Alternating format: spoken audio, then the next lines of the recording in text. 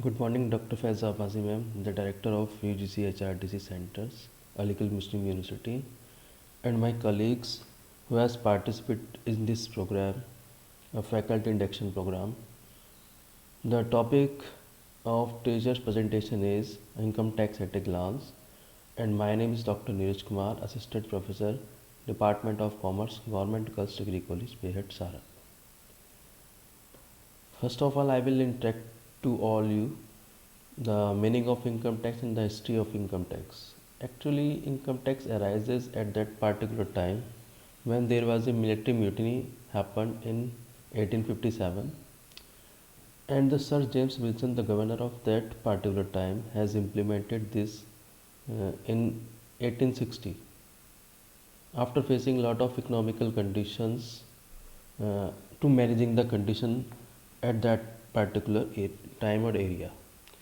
So, according to Income Tax Act 1961, it is a direct tax which is levied by the person who is earned the income, who will able to pay the tax, and the burden of this tax cannot be shifted to the others. It is directly mentioned in that the person who will earn the income will pay the tax, and no person will pay the tax except that person. So, following are some important heads which are included in income, total income. That's income from salary, income from house property, income from business and profession, income from capital gain, income from other sources. So, these are the heads of income. In my next slides, you will see there are some basic important terms which is very much related with the income tax, that is previous year, assessment year, person, SSC, deemed SSC, and SSC in default. The previous year means the is that year in which we earn the income, that is called previous year, and in which year we will pay the tax, that particular earned income, that is called assessment year.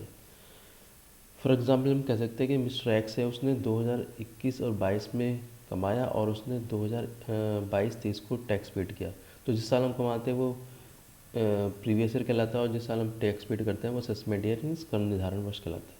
The person में income tax act 1961 section 2 under section 31 में हम कुछ चीज़ों को include करते हैं, that is individual, body of individuals, Hindu undivided family, a local body, company और a firm, artificial person or artificial judicial person. Here the term SSC, very important terms. SSC in income tax we call that liable to pay the tax. The person who is liable to pay the tax, interest and penalties is called the SSC. In deemed SSC is also liable to pay the tax for others, but for others. Suppose, for example, a person who has died as his son is liable to pay the tax, he will be a legal heir. So his person, the son, he is liable to pay the tax, that's called deemed SSC. Another one is an SSC in default. The person is liable to pay the tax but he can't do this. Suppose, for example, we can say that our DDO deduct the salary, deduct the tax from our salary. If he can't do that, he will call the SSC in default. In next one, that is if we are NPS employees, we include the following items in our salary, that is basic salary, DNS allowance, house rent allowance, employers contribution in NPS, that is a 14%, you know that. Items which are deducted from our salary, that is employee contribution, that is 10%, income tax or group insurance. Because my friend, we all are the government employee, and that's why the reason I have decided to take a questions which is very much related with the NPS only. बहुत सारी books में मैंने देखा है कि NPS से related questions नहीं मिलते हैं जब हम सॉल्व कराते हैं एग्ज़ाम में, वो क्वेश्चन स्टूडेंट्स को सॉल्व कराते हैं या एग्ज़ाम में भी हमने पेपर्स में देखा है। तो this is a question which is very much related with the NPS.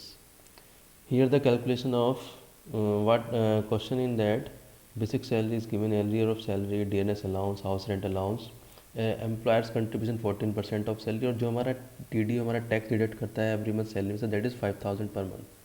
Group insurance 400 per month है, और जो हम इन्वेस्टमेंट कर रहे हैं LIC एजुकेशन फीस में, that is 1,20,000. Here we also taken the medical policy of 15,000 rupees, and also we are getting an interest on saving account in 11,000 rupees. These are the questions And in next slide, that is a solution of this question. Calculation of taxable income for the assessment year 2022 and 23 हमें calculate करना है. Basic salary हमने 12 months की calculate कर ली है. Arrear of salary हमारा 8000 था. DNS allowances, अब डीएनएस अलाउंस किस पे पेड करना पड़ता है? जो बेसिक सैलरी और एरियर ऑफ सैलरी उसका 38%. तो उन दोनों को ऐड करके 38% हमने कैलकुलेट कर लिया. That is 2,66,152. Human house rent allowance आपका 25,200 है. और गवर्नमेंट का जो कंट्रीब्यूशन है वो बेसिक सैलरी, एरियर और डीएनएस अलाउंस, इन तीनों को ऐड करके उसका 14%. तो हमारी ग्रॉस सैलरी आ गई. और उसमें से हम standard deduction that section 16 that is 50,000 less कर देते हैं. तो gross salary, gross taxable salary will be 10,77,069. और इसमें हम income from other sources, interest on saving account के रूप में ऐड करेंगे. तो हमारी टोटल इनकम होगी that is 10,88,069. Here you are seeing that a calculation of tax liabilities. Sorry, in my next slides. अब हमने हमारी टोटल इनकम हो चुकी है. उसमें से हम डिडक्शन 80C से लेकर 80U तक की लेस करेंगे, जिसमें हमने 80C में LIC, चिल्ड्रंस एजुकेशन फीस और PLI PPF में मिला करके 1,20,000 इन्वेस्टमेंट किया है. ग्रुप इंश्योरेंस में भी हमने आपको बताया कि असिस्टेंट प्रोफेसर हो, एसोसिएट प्रोफेसर हो या फिर प्रोफेसर हो, सबको 400 की नियर अबाउट प्रेजेंटली पेड कटता है उनका 400, दैट इज़ 4,800. एम्प्लॉय कंट्रीब्यूशन जितना भी हमारा बैठता है, बेसिक सैलरी, DA और HR, DA और एरियर का, उसका हम कुल मिला करके 10% ऑफ सैलरी लेते हैं. उसमें से हम क्या करते हैं, 50,000 रुपीज़ लेस कर देंगे. और 50,000 रुपीज़ वो लेस करते हैं जो हमें नेक्स्ट उसमें एडिशनल डिडक्शन के फॉर्म में मिल जाता है. तो हमारा टोटल मिला के हम 1,50,000 लेस करेंगे. उसमें से हम एक सेक्शन होता है हमारा 80CC(d)(1)(b), that is additional deduction of NPS. We get a 50,000 rupees for the additional deductions in this section. And another one is that is ACCT-D2. It is an employer contribution, that is 10%. We get this in 14%, but we receive this 10%. It will also deducted. ATD medical policy आपका 15,000 less हो गया. ये 25,000 भी हमें deduction के रूप में मिलता है मैक्सिमम, और 50,000 मिलता है हमें सीनियर सिटीजन की form. But here is 15,000 rupees. In section 80 TTA, maximum deduction is 10,000 and we are getting 11,000 as interest. तो maximum deduction 10,000 की मिलेगी.